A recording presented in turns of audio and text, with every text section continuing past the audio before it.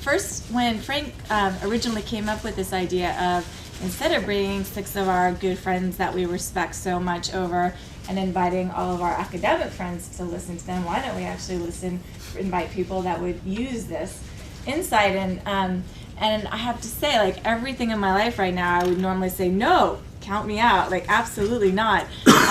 You know, my kids are barely seeing me at this point. This is really bad. But it's because of Hope Lab, really, that my first instinct was, absolutely, we have to do this. How much fun would this be?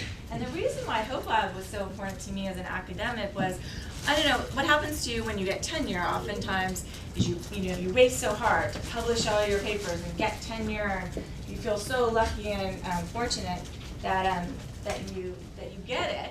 And then you go through a process of like, okay, now the goal's gone, right? You know, you got tenure, and people cope with that in a lot of different ways. You know, there's certain people go this route, some people go this route.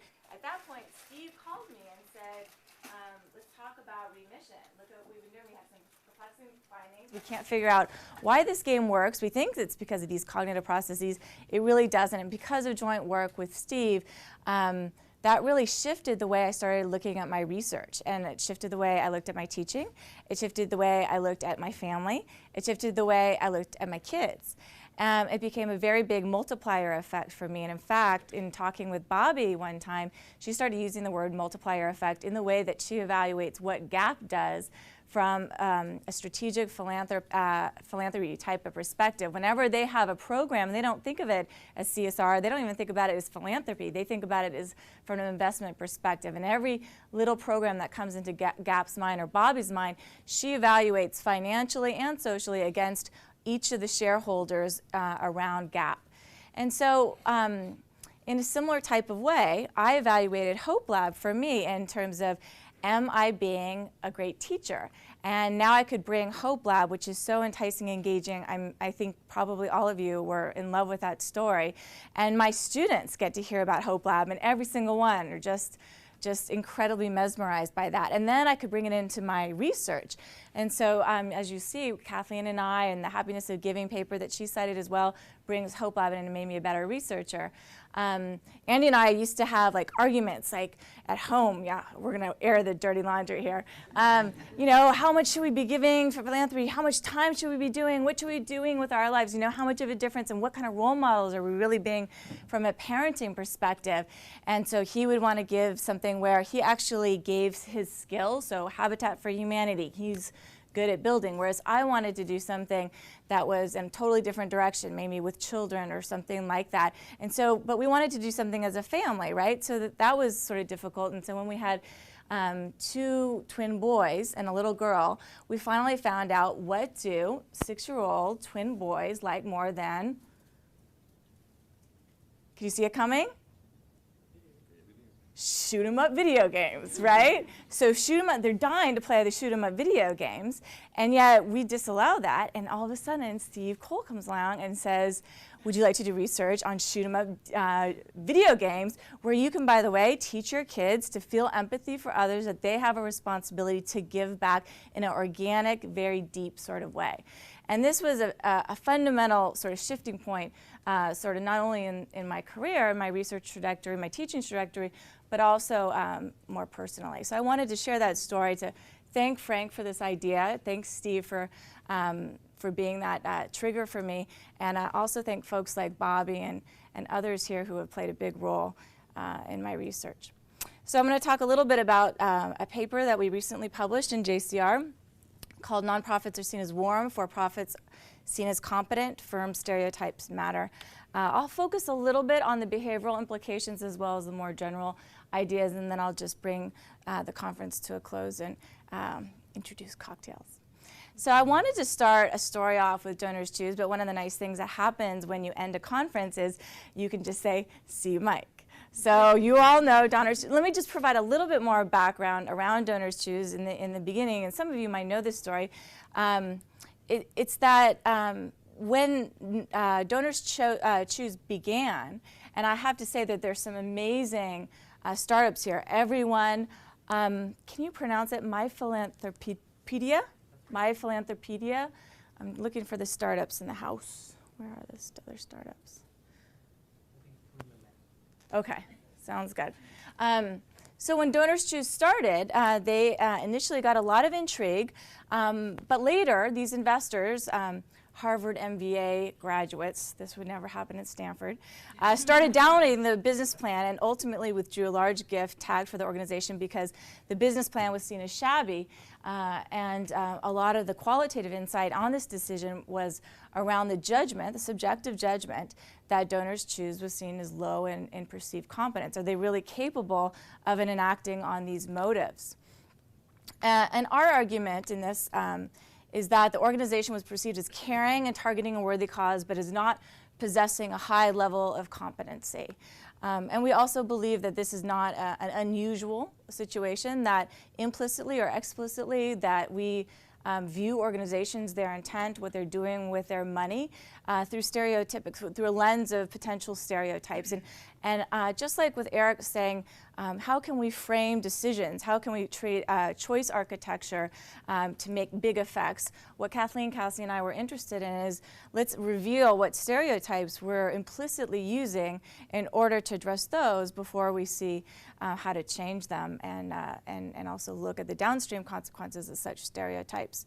So we're going to propose that people possess stereotypes of organizations, not in dissimilar ways that they perceive people or possess stereotypes of people, merely based on the knowledge that a firm is a for-profit or not-for-profit entity, and that these stereotypes predict marketplace behavior, like going to a website, like buying a product, and we'll get into those dependent variables. But first, let me define a stereotype based on Webster's. Something conforming to a fixed or general pattern, a standardized mental picture that is held in common by members of a group that represents an oversimplified opinion or uncritical judgment. And what we're going to we'll walk you through, a very basic model of stereotypes, is that it evokes a generalized belief about a group or entity, and an example might be New Yorkers are rude, always in a hurry. And stereotypes aren't always necessarily bad. In fact, you know, we often use them in order to save time and money. People often sharpen the distinctions among groups or between concepts and soften the differences within instances under the same concept. And we know that there's different motivation to do this in different contexts. But what we're going to focus on is warmth and competence, two stereotypic constructs that have gotten a great deal of attention in the literature, Laura Teetons being one, who's here at Stanford in organizational behavior. Warm refers really to an individual's motive. So Lloyd, I meet Lloyd, we shake our hands, and there's a lot of research to suggest that one of the first judgments I'll make based on Lloyd not there we go, all right, I'm feeling better now. Based on shaking or not shaking my hand is he good or evil? Is he someone I want to approach, or is he someone I want to avoid? And the types of constructs that are activated when I make that implicit warmth or agreeable judgment are things like good natured, trustworthy, tolerant, friendly, and sincere. And there's a second judgment I might make with him after I get to know him a little bit, which is how competent is he? How effective is he at bringing about his intent? So is he really capable of enacting on their motives? When DonorsChoose has this great idea, are they really capable of pulling off what they want to pull off? And it's defined by items like being capable, skillful, intelligent, confident, and smart.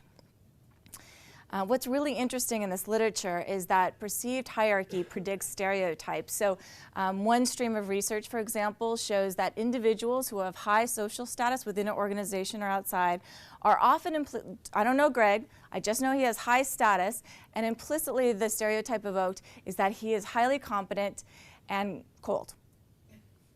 And I don't know anything about him. Nothing could be further from the truth. You're not at all confident. And then I meet Michael, and I know he's low social status. I did not plan that. Sorry about that. And no, it's nothing about the beard. No, absolutely not. And I inferred that he is a very nice guy, probably not that competent. So social status is one of the. That's right. I knew where I was going with this. And so there's a variety of research that highlights certain moderators that dictate whether we make such stereotypes. Another stream of research shows that oftentimes people hold ambivalent outgroup stereotypes ambivalent outgroup stereotypes are more common than univalent, valent outgroup stereotypes. So for example, most outgroups, once you decide yourself, they're in a different group, are seen as either sort of competent jerks or lovable fools. So that's oftentimes a common stereotype. And only groups that relate to self mysteriously can become both warm and competent. And so are could potentially defined as charming stars, if you will. Yeah. So, I'll ask largely because, of course, this work's often related to gender. Can you disambiguate like the feminine stereotype from a nonprofit organization? So we haven't. The answer is no, but as you know, first of all, we haven't tried.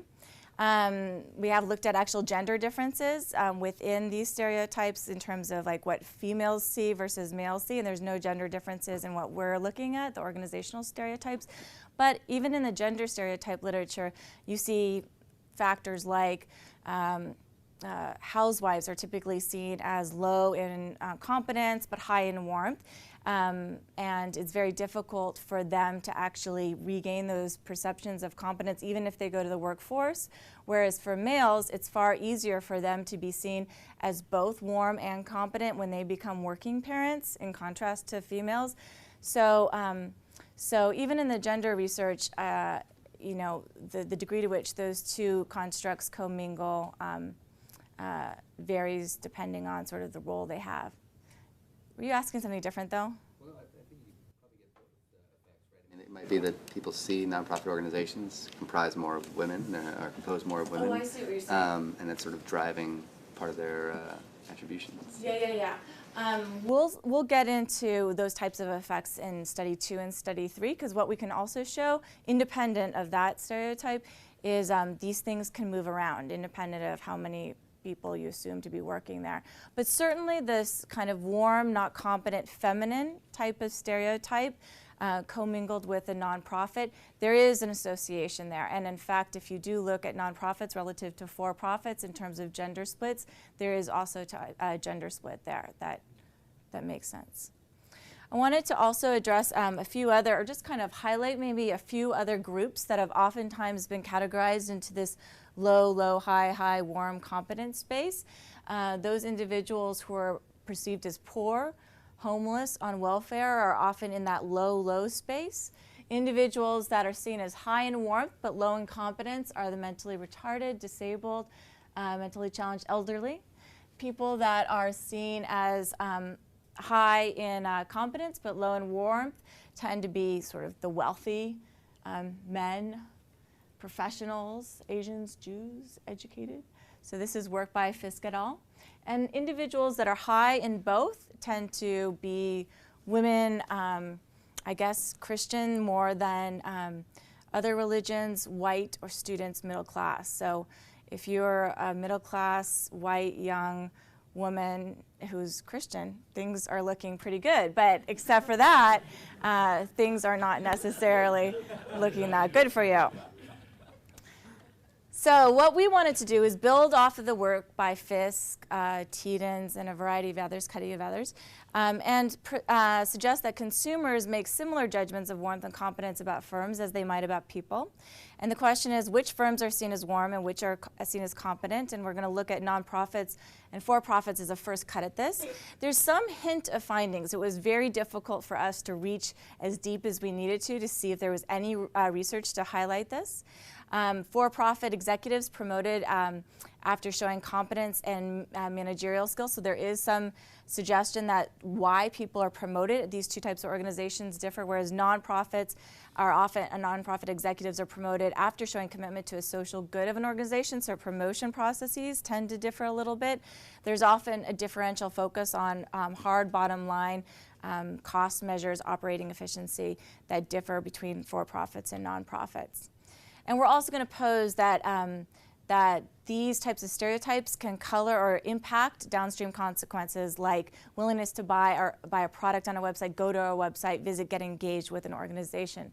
And in fact, we're going to posit that for-profits in general, just by framing a company with a .com, 3 little letters at the end of the URL, can have significant impact on whether you might want to buy from that organization, and that purchase intent will be fueled by perceptions of competence, not warmth, although I'll look at moderating conditions later.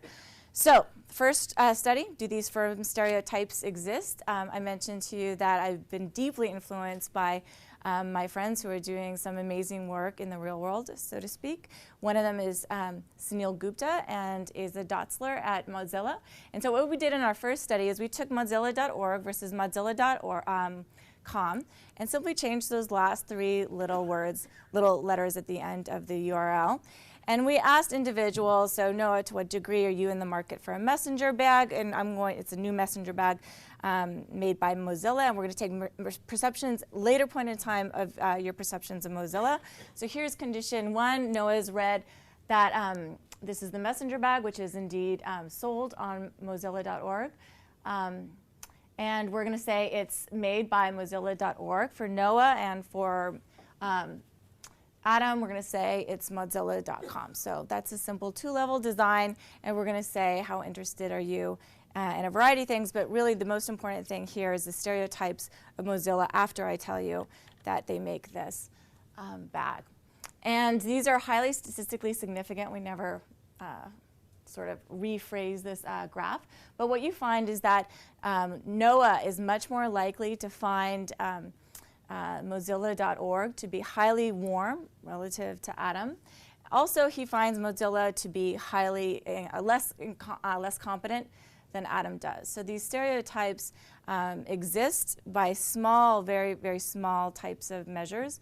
What was also interesting is the 34 filler traits that we had. So we didn't just ask Noah's perceptions on warmth. We asked them on a whole host of personality traits. No other traits differed based on those two little frames.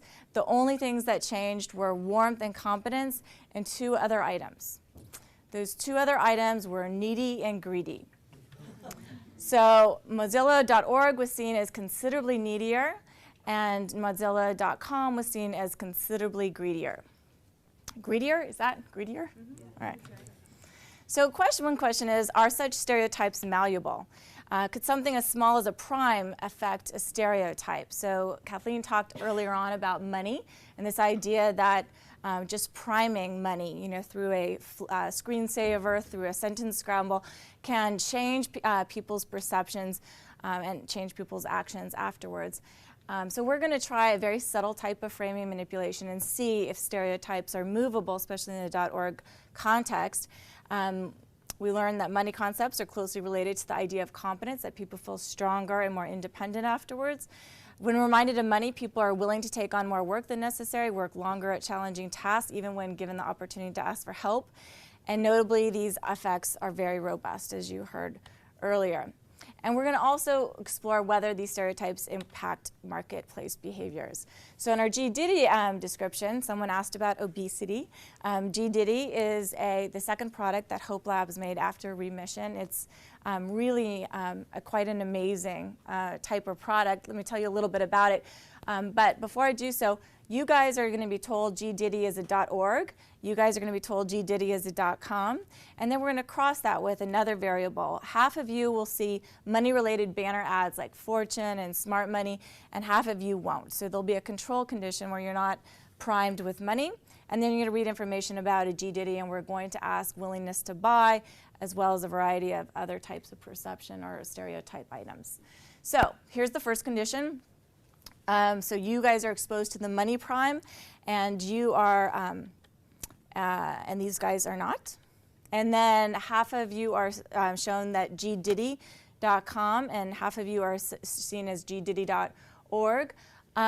Is it oversimplification to sort of say that GDiddy is like kind of an iPod that tracks your behavior? So you walk around, you're wearing this monitoring device, it kind of looks like a little iPod, and it measures how much exercise you got through the whole day. You go back, you put it in your little docking station, it tracks your exercise, and through reward systems like something as small as a $5 Amazon card or an iTunes song, you can get behavior, or you can make a donation to your favorite charity. So there's a variety of positive rewards that get you to see, like, how great is this that I walked this far? And you can also start to socially share information.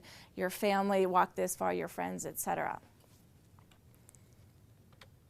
So what happened? First, both on the gdiddy.org and the no prime condition, again, was seen as considerably less competent than the .com. So that persisted.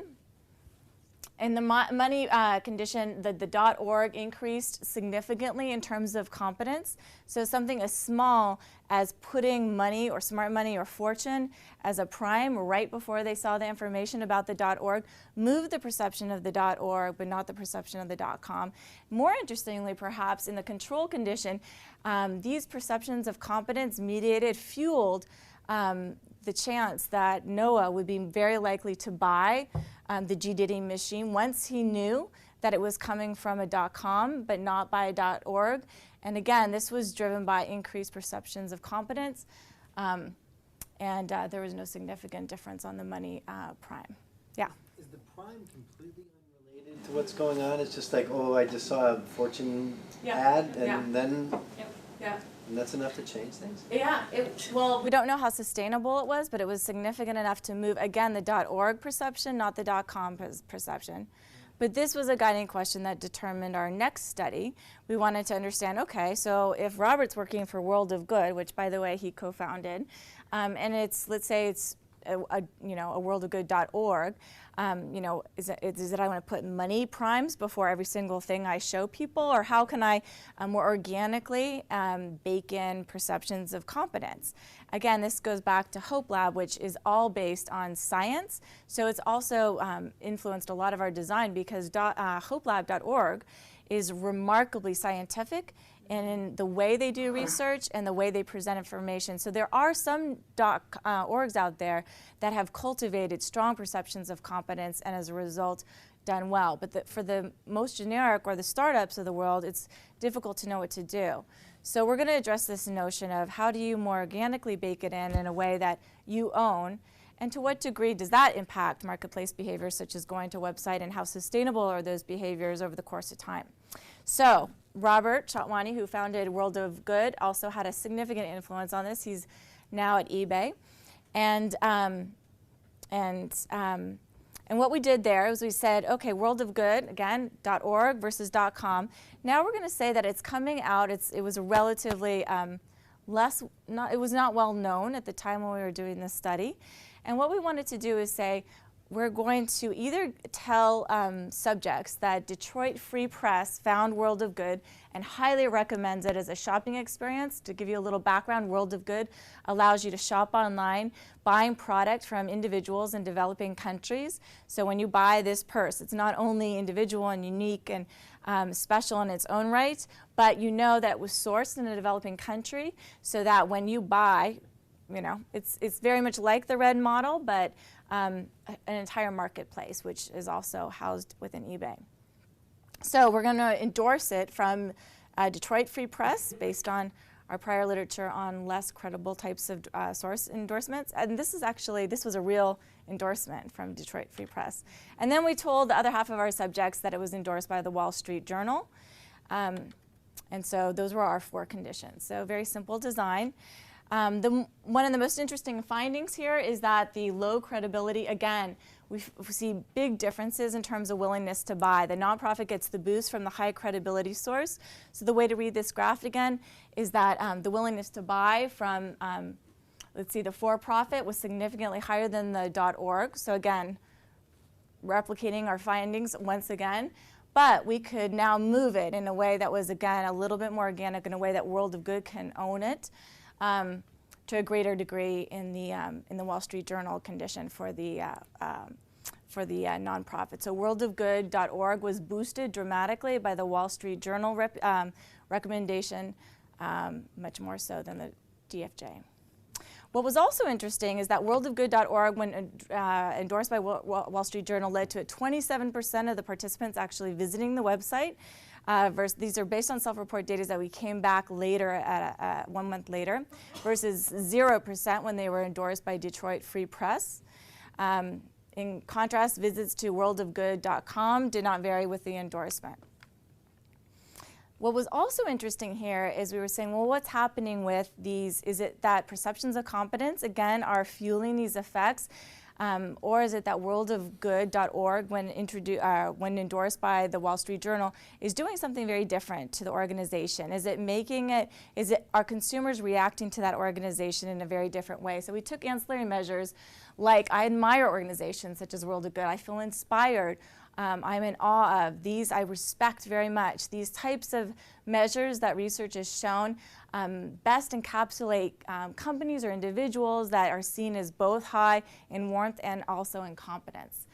And so we created an corporate admiration index, and what we found was that when endorsed by the Detroit Free Press, worldofgood.org and worldofcom did not differ in how much respect or admiration they cultivated by consumers. But when worldofgood.org was endorsed by the Wall Street Journal, it evoked significantly greater admiration than worldofgood.com. And so what was happening here, which was really interesting for us, is that these types of psychological reactions to the company when it was seen as low in both warm or comp. We didn't have this type of cell in here, but the research shows that usually the way that people relate to individuals they perceive to be low in competence and low in warmth is oftentimes with disrespect or contempt, as indicated through eye rolls or treatment of the individual. In contrast, individuals that are seen as highly competent but not at all warm oftentimes evoke psychological reactions like envy versus pity for the high warm, low competent. But in this very special 2x2 quadrant, golden quadrant, are companies that are high in competence as well as high in warmth, and you see admiration coming through in those companies. So there's two types of conceptual models, and you can read the paper for details, but I wanted to conclude with a few points. That consumers hold stereotypes of nonprofits and for-profits, which doesn't sound surprising perhaps, but the fact that it was unilaterally on warmth and competence I think is important, and the fact that needy and greedy also co-varied significantly is also important. Consumers want to buy for-profits because of their high competence, but these stereotypes can be changed, and aligning nonprofits with cues to competence boosts willingness to pay, and this combination elicits admiration. So, implications. One implication from a nonprofit perspective, this was a story told by Sir Richard Feacham, where he said asking for more money is not going to work, as we saw in Kathleen's work. This is a very difficult line to walk, right, if you're a nonprofit.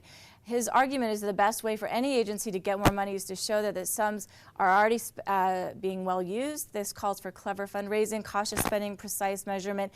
In short, reveals indicators of competence, which is oftentimes quite sort of annoying, right, when people come back and say, we want to see the metrics. On the other hand, what you can see in this research, it's often used as a heuristic to be able to admire and respect the organization, if only for that reason. And for-profits, I think this research is interesting because I think it asks us, what are for-profits that we admire, that evoke awe, that evoke inspiration?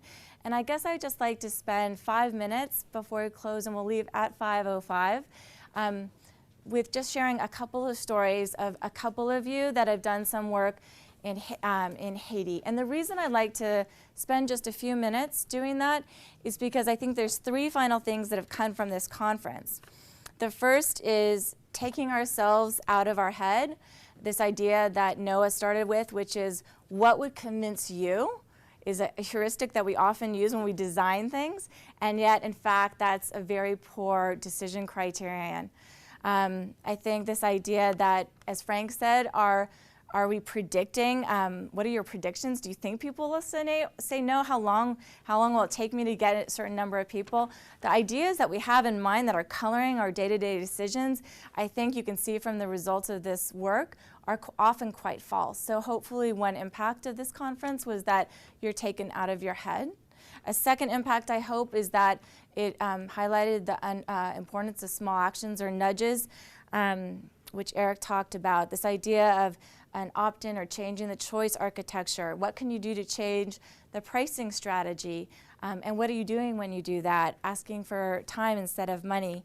And a final thing I hope you take is this idea for designing for networks. I think you heard today all of these individuals designing to either partner and in some cases designing to network. And what I find so inspirational about you is that you're more effective even than us. Like you've seen, by the way, all of the academics would love to partner with you. So let me just say that out there. I think Adam did a gorgeous job of being direct.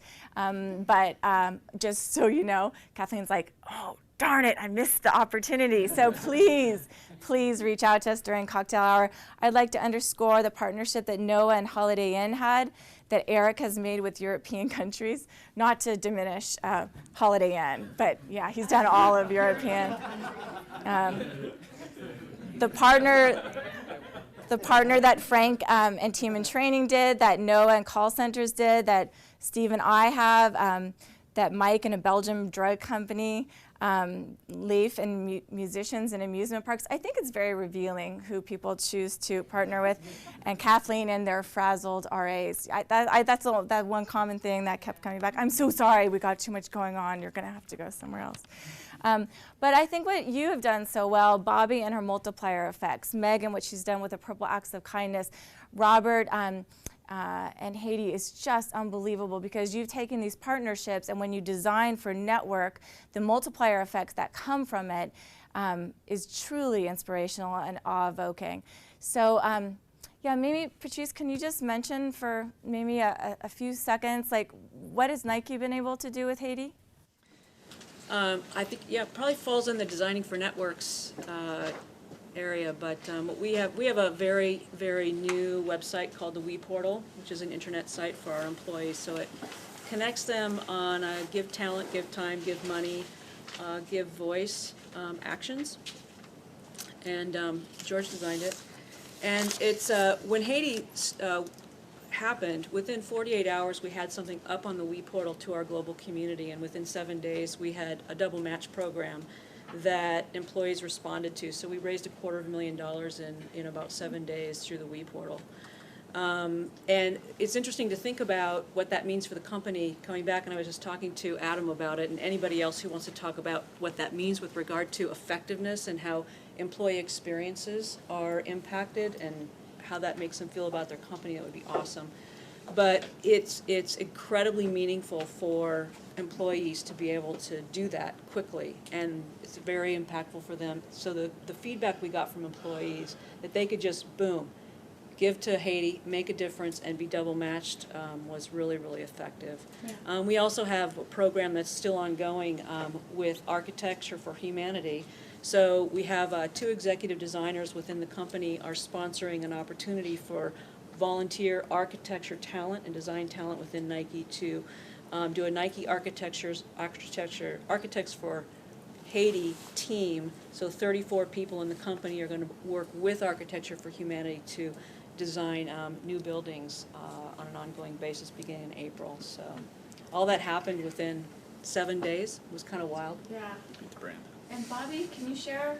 Sure. Yeah, you know, we did the cash gift to Mercy Corps, and one of the reasons why we give to them is that they're focused on recovery and rebuilding, not just relief, because most of the money goes away after the relief part, and did the match above and beyond what people could typically match in their accounts. We just said go above and beyond that, and we'll match it. We put it on our commerce site, so our commerce site we would direct to Mercy Corps, so that was the first banner you saw on our site.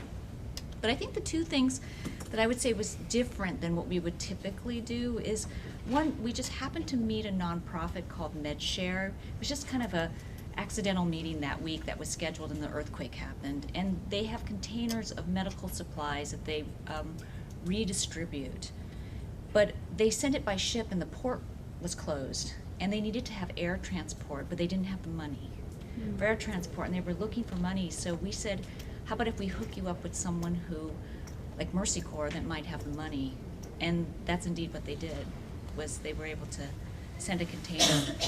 And then I think the last thing is, what's important is that there's commerce in Haiti, and that's the way that they're really going to recover long term when the aid all goes away. And so part of our commitment is to maintain our production in Haiti. Great. And Robert? So not too dissimilar from these stories.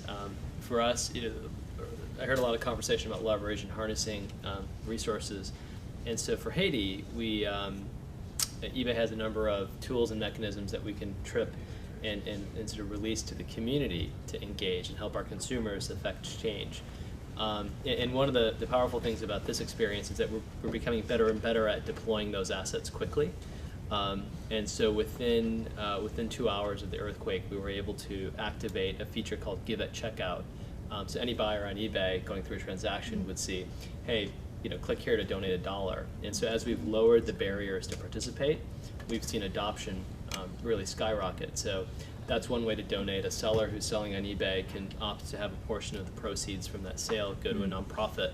And we create a mechanism of elevating the visibility of those items in search.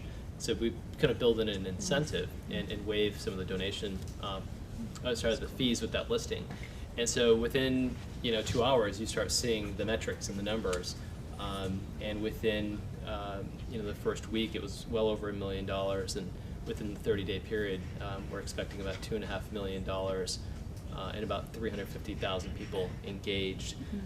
And we've been able to do that, and this includes both eBay and PayPal, because we're deploying the same assets that we use in our core business here. And so we look at click-through rates, we test conversion by changing language, we look at traffic on the homepage, parse where users are coming from. And we didn't do that before. And so now that we've converged, our merchandising teams, our marketing teams, our engineering teams that work on our core businesses with the idea of having a positive social impact, we've seen the power of enabling our consumers to contribute just skyrocket. So thank you so much for those stories. I think that was a great one to end on, not only because $2.5 million within 2 weeks is pretty amazing, but also because all of us academics, the only thing we often want is like an A/B test, right? Like that you could compare this versus that. And I think what's so great about social media is now that's something that could be done. And so I'd just like to close with the following sentence, which is probably not great. This is a marketing message. Why go to the cocktail party?